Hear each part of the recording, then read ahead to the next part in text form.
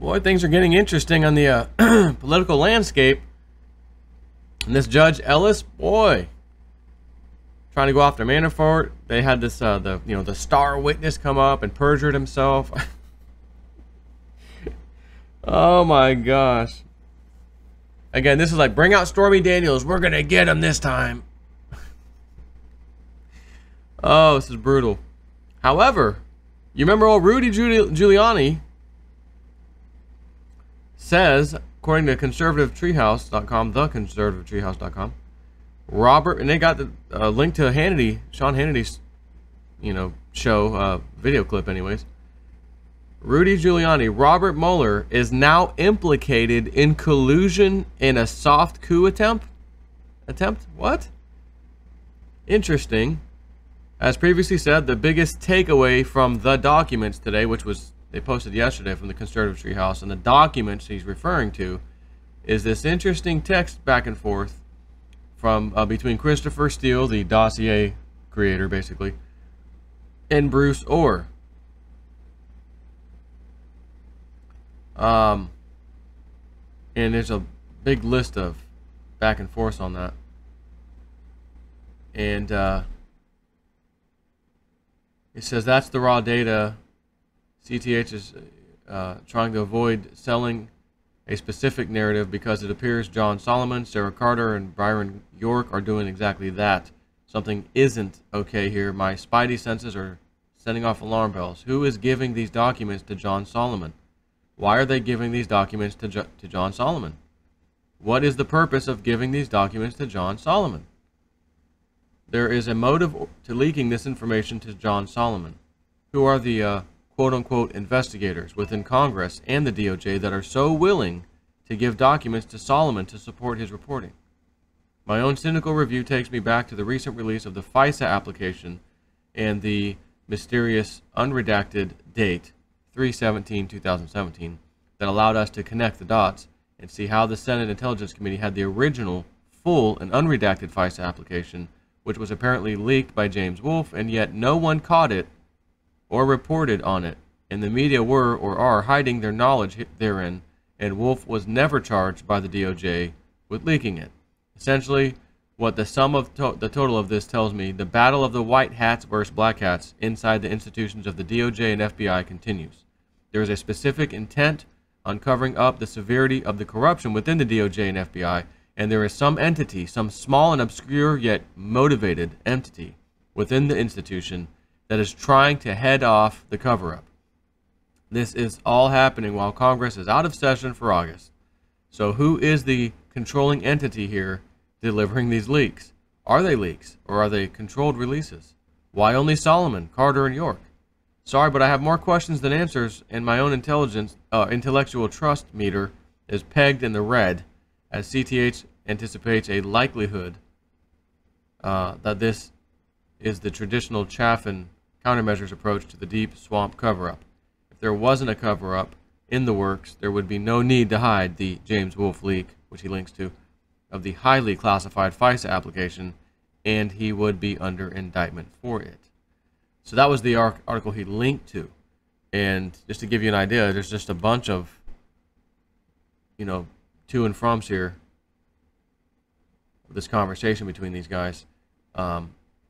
But the article I'm talking about to you right now with Rudy Giuliani is a different page on this website that links to that article. According to Giuliani, this information or evidence will surface over... Well, first of all, let me back up one thing. In this interview, Rudy Giuliani goes further than ever before in calling out the nature of the DOJ and FBI investigation and specifically outlining the Robert Mueller team as part of the larger conspiracy group to take down President Donald Trump. According to Giuliani, this information or evidence will surface over the next year to year and a half and will lead to a fundamental change in the institutions of the DOJ and FBI. So, a year to year and a half. Now, this video from Fox News is about 7 minutes and 52 seconds long. Not going to play it. I'll just link this article like I always do. But I'm telling you, and I saw some... just to give you well, let me read it to you first. Sorry, but I have to call BS. This November, this is a comment. This November election is for all the damn marbles. Our president absolutely understands it. Lose the House and you lose any chance in changing the immigration laws and building the wall. Our president is going to campaign like there's no tomorrow. He is also going to drop every damn bomb that he and his killers, including Rudy, in their arsenal. Remember when he shared the story about Ivanka saying to him around 5 p.m. on election night that the exit polling didn't look good? He said to her that whatever happens tonight, I left it all on the field. He has no regrets. That is how a winner thinks. That same attitude will be how he feels on November 6th because he's going to unload every arsenal in his control. Rudy tonight is telling Mueller, the Democratic Party, the mainstream media, that the time is nearly upon us. We are in for an incredible 95 days.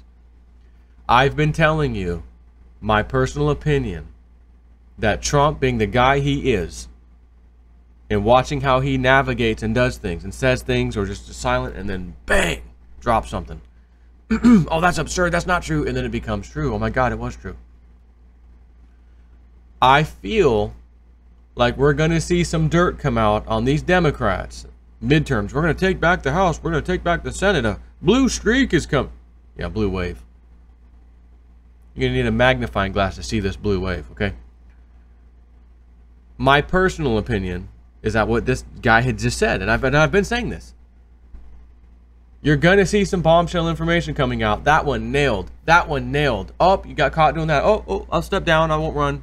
Withdrawing from trying to become, the Senate or House or whatever, in their district or whatever. Q. We have it all. These people are stupid. Oh, we have the servers, they say, as well. So, speaking of which, QAnon.pub. Haven't been there in a couple days. August 6th. Reposting August 7th, reposting from August 6th.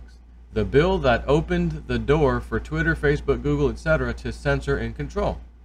Think Russian bots. Think foreign propaganda. The more you know. So, I think this is the one we may have just talked about. Let's see. This is an older bill. Okay. H.R. 5181, Countering Foreign Propaganda and Disinformation Act of 2016. Sponsor, Representative Kinzinger, not Kissinger. He's no longer in our government. And then Adam, Republican, Illinois. It looks like introduced 5/10/2016. Latest action, House 5/10/2016, referred to House Committee on Foreign Affairs. There is one version of the bill. So what I'm not sure is, did this get passed? Repeated, related amendments, titles, actions. Introduced. It's just introduced.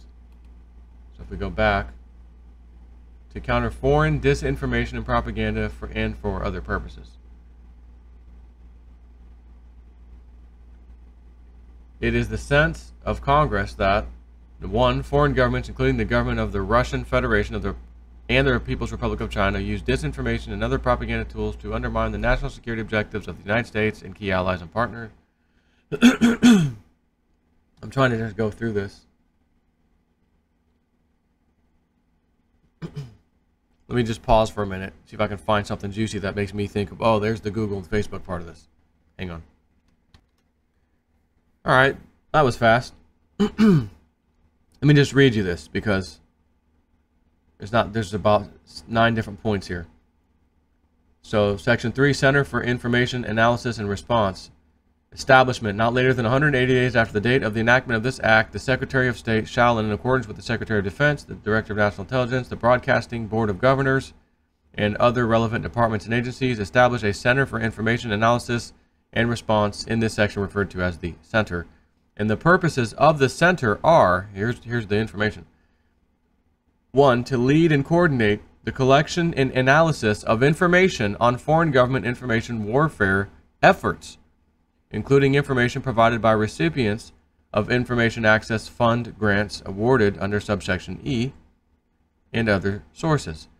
So we'll look at subsection E in a minute. To establish a framework, this is number 2, for the interrogation of critical data and analysis on foreign propaganda and disinformation efforts into the development of national strategy. And number 3, to develop, plan, and synchronize in coordination with the Secretary of Defense, the National or the Director of National Intelligence, the Broadcasting Board of Governors, and other relevant departments and agencies, whole of government initiatives to expose and counter foreign information operations directed against the United States national security interests and proactively advance fact-based narratives that support United States allies and interests. And by fact-based just means, to me, what we consider factual. Mainstream media, Google, YouTube, hey, you guys aren't saying what the, hey, Realist News and Alex Jones and SGT report, you guys aren't saying what our mainstream media propagandists are saying, so we got a problem with you. Yeah, but we don't believe that. We think they're lying. Well, you guys aren't authoritative sources, so we're going to have to get rid of you. B, functions. The center shall carry out the following functions. 1, integrating interagency efforts to track and evaluate counterfactual narratives. You following me? Abroad that threaten the national security interests of the United States and United States allies. Now, that doesn't say, narratives abroad. What does that mean? Where is abroad? Within the United States too? 2, collecting and integrating and analyzing relevant information, including intelligence reporting, data analysis, and analytics from U.S. government agencies, allied nations, think tanks, academic institutions, civil society groups, and other non-governmental organizations. Oh, you mean like the Googles, the Facebook. 3, developing and disseminating fact-based narratives and analysis to counter propaganda and disinformation directed at the United States, allies, and partners. 4, identifying current and emerging trends in foreign propaganda and disinformation, including the use of print, broadcast, online, and social media, support for third-party outlets such as think tanks, political parties, and non-governmental organizations, and the use of covert or clandestine special operators and agents to influence targeted populations and governments in order to coordinate and shape the development of tactics, techniques, and procedures to expose and refute foreign misinformation and disinformation, and proactively promote fact-based narratives and policies to audiences outside the U.S. But again, seems to me like we might be doing this inside the U.S. against our own people. Number 5, facilitating the use of a wide range of technologies and techniques by sharing expertise among agencies, seeking expertise from external sources, oh, you mean like the Googles and Facebooks, and implementing best practices. Identify gaps in U.S. capabilities in areas relevant to the center's mission and recommending necessary enhancements or changes. Identifying the countries and populations most susceptible to foreign government propaganda and disinformation. Administering the Information Access Fund established pursuant to the subsection E. Again, more funding, more tax dollars, and they're being used against us. They're shutting down Alex Jones. They tried to shut down SGT Report. I got 2 strikes on my account at the end of last year, almost 3, and I would have been gone, for talking about the Vegas shooting. That's all. Just me talking, using my mouth to talk about the Vegas shooting. Or bullying and harassment, or they just pick something. Subsection E. Information Access Fund. There is authorized to be appropriated to the Secretary of State for fiscal years 2017 and 2018 $20 million to support the center and provide grants or contracts of financial support to civil society groups, journalists, non-governmental agencies, organizations, federally funded research and development centers, private companies, or academic institutions for the following purposes. A, to support local independent media who are best placed to refute foreign disinformation and manipulation in their own communities. So there's 2 things. Oh, well, the foreign thing's okay, right? Foreign disinformation, right? But there's an and. It's not both, like foreign, and that's separate from this other thing. But it's again, you could separate those 2. To support local independent media who are best placed to refute foreign disinformation and manipulation in their own communities. And what is foreign and disinformation and manipulation? Whatever the mainstream media and our government tells us it is. So in our own local communities, in this case, we're online, I'm online talking to you in America, most of you, that would be like them giving me a grant getting approved. See, I could, if I really wanted to flip the switch, I could, if, you know, and I don't know if this became law. I'm not sure that it became law. It's just a bill.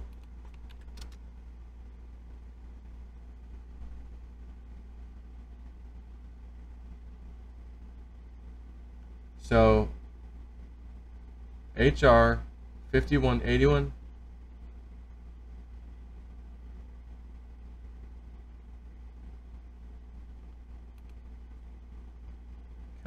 That's HR. Oh, that was from back then, though. Actions. Yeah, I'm not seeing that this was ever passed. Congressional record references.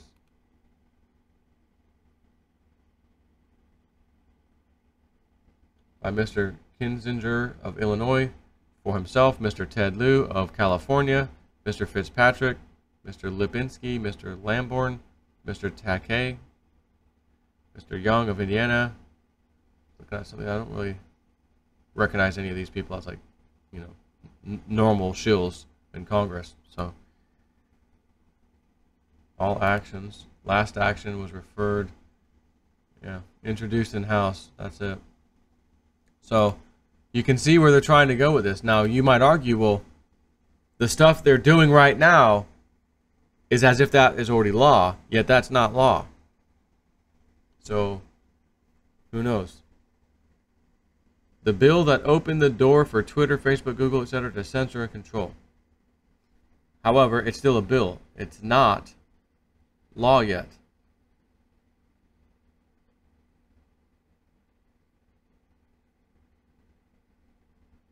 And he says on August 6th, interesting, GDP estimates. Canada, France, Germany, Italy, United Kingdom, Japan, all of those combined, 19.2 trillion. United States, 20.4 trillion by itself. So that was Canada, France, Germany, Italy, United Kingdom, Japan, all of them.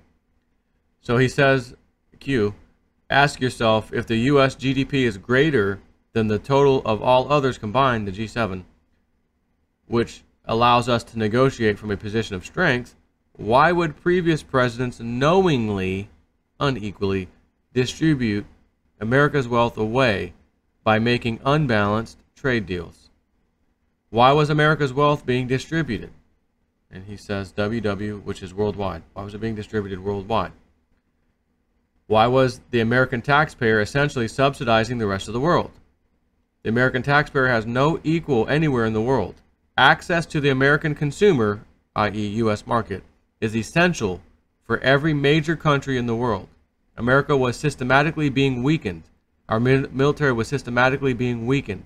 America is back to leading. America first. This is what happens when president has no strings attached. Q. So, anyways, just want to finish off with that. It's just interesting. I read this stuff usually daily. I don't do very many videos quoting stuff from Q for the most part. There's so many people doing it, and I mean, I figure like everybody talks about it. But if there's something super like interesting, whoa, you know, of course I'm gonna talk about it. But anyways, that's it for now. Take care.